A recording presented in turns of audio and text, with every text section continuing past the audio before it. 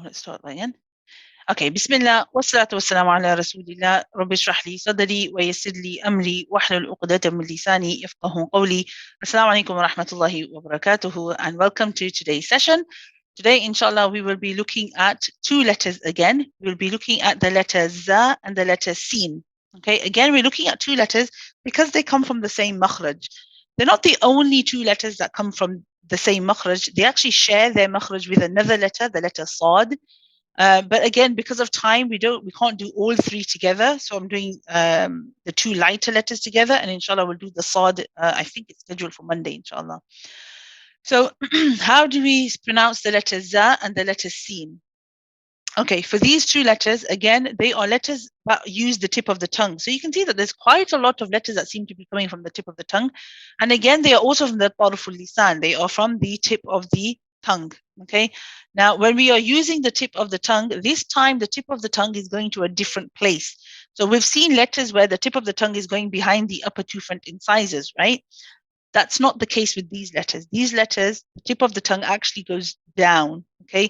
So, your lower teeth, the lower teeth that you have, the front incisors at the bottom, this time the tip of the tongue goes to the roots of the lower two incisors. Okay. It goes, and the rest of the tongue is pushed back. So the tongue isn't pressed against the teeth. Okay. It goes to the tip of the tongue is going below, behind the lower two incisors. None of the tongue is pressing against the teeth. The tongue is not up. It's not in between the teeth. Some people make the mistake. They think that the tip of the tongue is a little bit higher or behind the top teeth. It's got to be below. Okay, it's the bottom two incisors, and the tip of the tongue has to be behind that at the roots of the teeth. Okay, so now that we've established where the tip of the tongue is actually going, let's have a look at how we actually pronounce these letters, and also what the difference is between them. Why is it that they sound different even though they come from the same place? The letter za, when it is sakina, this is kind of like equivalent to the Z sound. Okay, and when it has a sukoon, when it is joined to the letter before, we hear it like this, as. Now you'll notice that when I say as, you can hear the sound of my voice still coming through, and this is important because if you don't try to make sure that your sound is coming through properly, you'll end up with kind of like a mixed sound, which is like mixed with the scene. Okay, so we want to focus on the sound of our voice. So just how you say ah, and the sound of our voice is coming through. When we say as, we continue with the sound of our voice, and that's what we're relying on because it's a letter of jahr, okay, which means that we're relying on the sound of our voice. It's also a letter of rakhawa, which means that when we say this letter, we prolong it, we stay on it, just how we've seen in the past with the letter dal. We saw it with another letter, the letter tha as well. The letter za is another one of those letters that you stay on. So we don't just say as, we say as. You make a point of staying and prolonging the sound of this letter.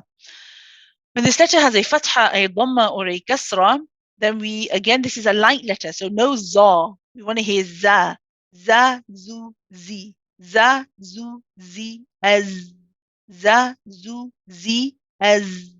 Okay. When an example that we can see from the Mus'haf is in the word zulzilat. Now here you have two zas. You have a za with a dhamma and you have a za with a kasra. So we start with a zu, of course, circling of the lips. With our tip of the tongue is still in the same place. Remember, it doesn't matter what haraka is on the letter. Wherever the articulation point is, we have to go to that point no matter what vowel we're adding, whether it's a or e or u, an u or an e. So we say za, zu, zi, as. For all of those, the tip of the tongue is behind the lower two front teeth. Okay, zul, zilat. You notice you say zu. You circle the lips. Zu, zul, zilat. Okay. So how does this letter differ from the sin?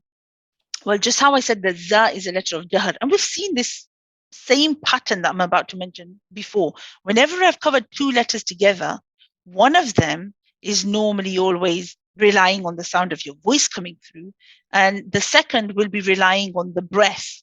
So in one you hear more the voice, in one you'll hear more the breath, and that's how you end up having a different sound. Okay, and it's the same thing here with the za. You're relying on your voice.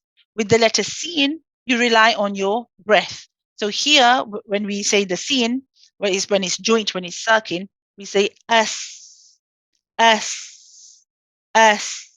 So again, the tip of the tongue is in the same place as the za. It's still at the bottom. The rest of the tongue, nothing's going on with the rest of the tongue. I'm not, as with the za, nothing was going on with the back, because these are not heavy letters, they're light letters. So the back of the tongue really doesn't get involved and it stays down. Okay. And it's the front of the tongue. We just got to make sure the tip of the tongue is in the right place. And then this time we're relying on our breath. So I'm saying as opposed to as. You hear the Z, the buzzing type of sound. It's the sound of my voice. As. With the za, it's your breath. S, S, S. And sa is also one of those letters that we stay on. So it's just like the za, it's a rahawa letter. It's one that you prolong. So we don't just say S, we say S, keep it going. S. With a fatha, dhamma, and a kasra, we say sa, su, si, S. Sa, su, si, S. Sa, su, si, S.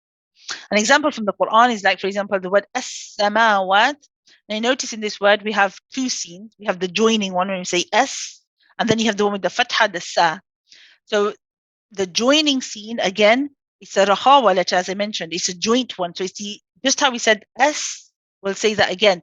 As-samawat, as-samawat. Okay? The next example that we have a sin and a za in this one.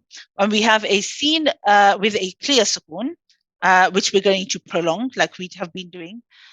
We have a za at the end, which also has a sukoon. So again, we're going to prolong this one. And we also have a za with a kasra. So when we recite this, we will say, wastafziz. So you can see how the sin and the za, hear the difference? Wastafziz. Wastafziz.